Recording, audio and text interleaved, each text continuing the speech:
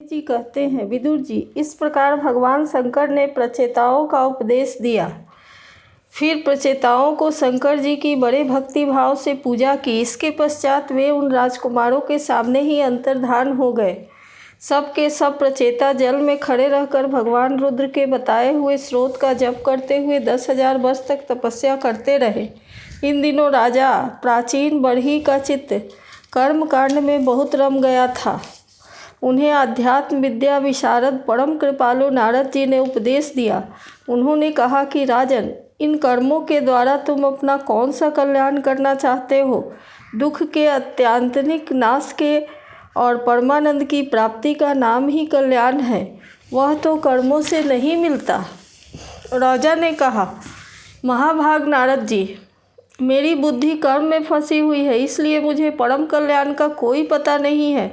आप मुझे विशुद्ध ज्ञान का उपदेश दीजिए, जिससे मैं इस कर्म बंधन से छूट जाऊं। जो पुरुष कपट धर्म गृहस्थाश्रम में ही रहता हुआ पुत्र स्त्री और धन को ही परम पुरुषार्थ मानता है, वह अज्ञान व संसार अन्य में भटकता रहने के कारण उस परम कल्याण को प्राप्त नहीं कर सकता। श्री नारद जी ने कहा, देखो देखो राजन, तुमने यज्ञ में निर्दयता पूर्वक जिन हजारों पशुओं की बलि दी है, उन्हें आकाश में देखो। वे सब तुम्हारे द्वारा प्राप्त की हुई पीड़ाओं को याद करते हुए बदला लेने के लिए तुम्हारी बाट देख रहे हैं। जब तुम मरकर परलोक में जाओगे, तब ये अत्यंत क्रोध में भरकर तुम्हें अपने लोहे के से सींगों से छेदेंगे। अच्छा, इस विषय में मैं तुम्हें एक प्राचीन उपाख्यान सुनाता हूँ। वह राजा पुरंजन का चरित्र है। उसे तुम मुझसे सावधान होकर सुनो। राजन, पूर्व काल में पुरंजन नाम का एक बड़ा यशस्वी राजा था। उसका अविज्ञात नामक एक मित्र था। कोई भी उसकी चेष्टाओं को समझ नहीं सकता था। राजा पुरंजन अपने रहने योग्य स्थान की खोज में सारी पृथ्वी घूमा। फिर भी जब उसे कोई अनुरूप स्थान न मिला, तब वह कुछ उदास सा हो गया। उसे तरह तरह के भोगों की लालसा थी। उन्हें भोगने के लिए उसने संसार में जितने नगर देखे, उनमें से उसे कोई भी ठीक नहीं जचा। एक दिन उसने हिमालय के दक्षिण तटवर्ती शिखरों पर कर्मभूमि भारतखंड की एक 9 द्वारों का नगर देखा। वह सब प्रकार से सुलक्षणों से संपन्न था। सब ओर परकोटों, बगीचों, अटारियों, खाइयों, झरोखों और राजद्वारों से सुशोभित था और सोने चांदी तथा लोहे के शिखरों वाले विशाल भवनों से खचाखच भरा था। उसके महलों की फर्शें नीलम, स्फटिक, वैदुर्य, मोती, पन्ने और लालों की बनी हुई थी। अपनी कांति के कारण वह नागों की राजधानी भोगवतीपुरी के समान जान पड़ता था। उसमें जहाँ तहाँ अनेकों सभा भवन, चौराहे, सड़कें, क्रीड़ा भवन, बाजार, विश्राम स्थल, ध्वजा पताकाएँ और मूंगे के चबूतरे सुशोभित थे। उस नगर के बाहर दिव्य वृक्ष और लताओं से पूर्ण एक सुंदर सा बाग था। उसके बीच में एक सरोवर सुशोभित था। उसके आसपास अनेकों पक्षी भांति भांति की बोली बोल रहे थे तथा भौरे गुंजार कर रहे थे। सरोवर के तट पर जो वृक्ष थे, उनकी डालियाँ और पत्ते शीतल झरनों के जलकणों से मिली हुई वासंती वायु के झकोरे से हिल रहे थे और इस प्रकार वे तटवर्ती भूमि की शोभा बढ़ा रहे थे। वहाँ के वन्य पशु भी मुनिजन नोचित अहिंसादि व्रतों का पालन करने वाले थे, इसलिए उनसे किसी को कोई कष्ट नहीं पहुँचता था। वहाँ बार बार जो कोकिल की कुहू ध्वनि होती थी, उससे मार्ग में चलने वाले बटोहियों को ऐसा भ्रम होता था मानो वह बगीचा विश्राम करने के लिए उन्हें बुला रहा हो।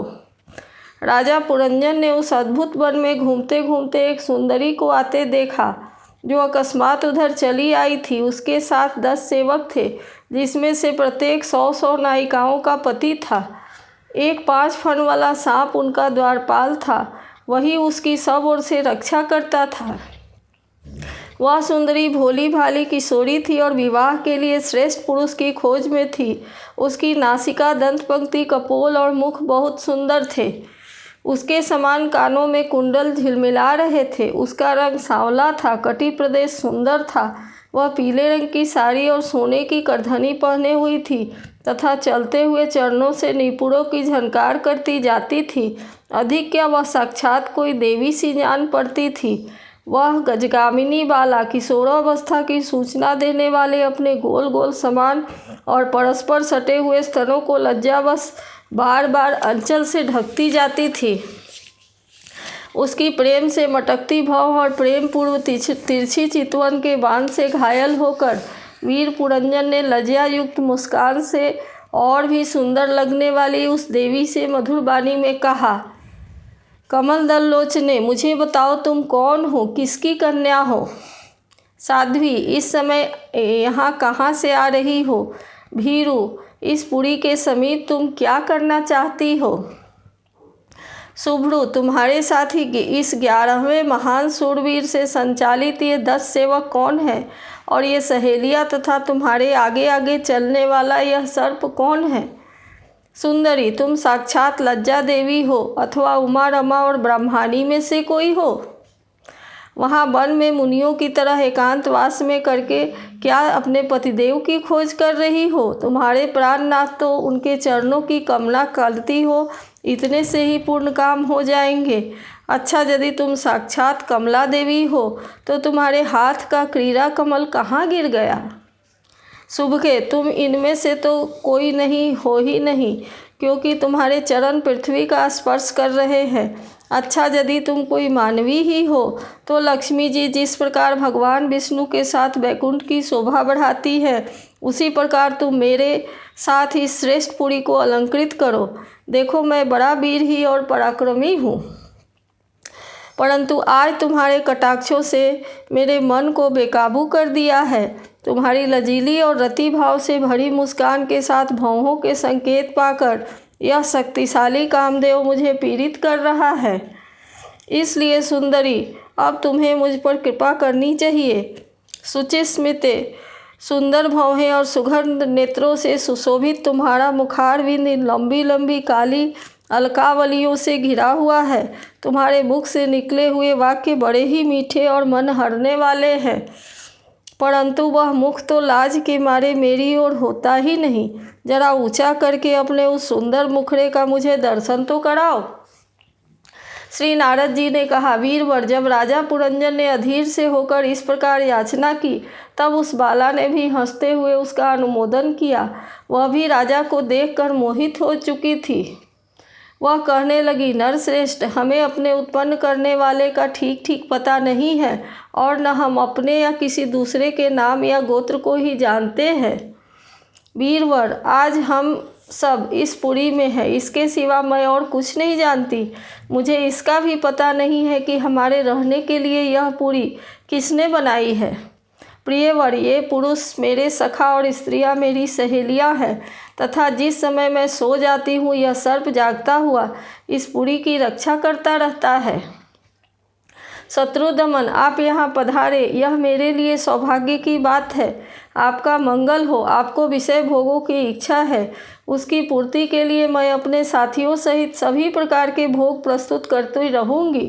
प्रभु, इस 9 द्वारों वाली पुरी में मेरे प्रस्तुत किए हुए इच्छित भोगों को भोगते हुए आप सैकड़ों वर्षों तक निवास कीजिए। भला आपको छोड़कर मैं और किसके साथ रमन करूँगी? दूसरे लोग तो न रति सुख को जानते हैं और न विहित भोगों को ही जानते हैं, न परलोक का ही विचार करते हैं और न कल का क्या होगा इसका ध्यान रखते हैं, अतएव पशु तुल्य हैं। अहो, इस लोक में गृहस्थाश्रम में ही धर्म, अर्थ, काम, संतान, सुख, मोक्ष, सुयश और स्वर्गादि दिव्य लोकों की प्राप्ति हो सकती है। संसार त्यागी यतिजन तो इन सब की कल्पना भी नहीं कर सकते। महापुरुषों का कथन है कि इस लोक में पितर, देव, ऋषि, मनुष्य तथा संपूर्ण प्राणियों के और अपने भी कल्याण का आश्रय एकमात्र गृहस्थाश्रम ही है। वीर शिरोमणि, लोक में मेरी जैसी कौन स्त्री होगी जो स्वयं प्राप्त हुए आप जैसे सुप्रसिद्ध, उदारचित्त और सुंदर पति को वरण न करेगी। महाबाहो, इस पृथ्वी पर आपकी सांप जैसी गोलाकार सुकोमल भुजाओं में स्थान पाने के लिए किस कामिनी का चित्त न ललचावेगा। आप तो अपनी मधुर मुस्कानमयी करुणापूर्ण दृष्टि से हम जैसी अनाथाओं के मानसिक संताप को शांत करने के लिए ही पृथ्वी में विचर रहे हैं। श्री नारद जी कहते हैं, राजन, उन स्त्री पुरुषों ने इस प्रकार एक दूसरे की बात का समर्थन कर फिर 100 वर्षों तक उस पुरी में रहकर आनंद भोगा। गायक लोग सुमधुर स्वर में जहाँ तहाँ राजा पुरंजन की कीर्ति गाया करते थे। जब ग्रीष्म ऋतु आती तब वह अनेक स्त्रियों के साथ सरोवर में घुसकर जल क्रीड़ा करता। उस नगर में जो 9 द्वार थे उसमें से 7 नगरी के ऊपर और 2 नीचे थे। उस नगर का जो कोई राजा होता उसे पृथक पृथक देशों में जाने के लिए ये द्वार बनाए गए थे। राजन, इनमें से 5 पूर्व, 1 दक्षिण, 1 उत्तर और 2 पश्चिम की ओर थे। उनके नामों का वर्णन करता हूँ। पूर्व की ओर खद्योता और अभिमुखी नाम के 2 द्वार एक ही जगह बनाए गए थे। उनमें होकर राजा पुरंदर अपने मित्र द्युमान के साथ विभ्राजित नामक देश को जाया करता था। इसी प्रकार उस ओर नलिनी और नालिनी नाम के 2 द्वार और भी एक ही जगह बनाए गए थे। उनसे होकर वह अवधूत के साथ सौरभ नामक देश को जाता था। पूर्व दिशा की ओर मुख्य नाम का जो 5वां द्वार था उसमें होकर वह रसज्ञ और विपन के साथ क्रमशः बहुदन और आपन नाम के देशों को जाता था। पुरी के दक्षिण की ओर जो पितृहु नाम का द्वार था उसमें होकर राजा पुरंजन सूत्रधर के साथ दक्षिण पांचाल देश को जाता था। उत्तर की ओर जो देवहू नाम का द्वार था उससे सूत्रधर के साथ ही वह उत्तर पांचाल देश को जाता था। पश्चिम दिशा में आसुरी नाम का दरवाज़ा था, उसमें होकर वह दुर्मत के साथ ग्रामक देश को जाता था तथा निश्रिति नाम का जो दूसरा पश्चिम द्वार था उससे लुब्धक के साथ वह बैसस नाम के देश को जाता था। इस नगर के निवासियों में निर्वाक पेशस्कृत ये 2 नागरिक अंधे थे। राजा पुरोजन आँख वाले नागरिकों की अधिपति होने पर भी इन्हीं की सहायता से जहाँ तहाँ जाता और सब प्रकार के कार्य करता था। जब कभी अपने प्रधान सेवक विसुचीन के साथ अंतरपुर में जाता तब उसे स्त्री और पुत्रों के कारण होने वाले मोह, प्रसन्नता और हर्ष आदि विकारों का अनुभव होता था। उसका चित्त तरह तरह के कर्मों में फंसा हुआ था और काम परवश होने के कारण वह मूढ़ रमणी के द्वारा ठगा गया था।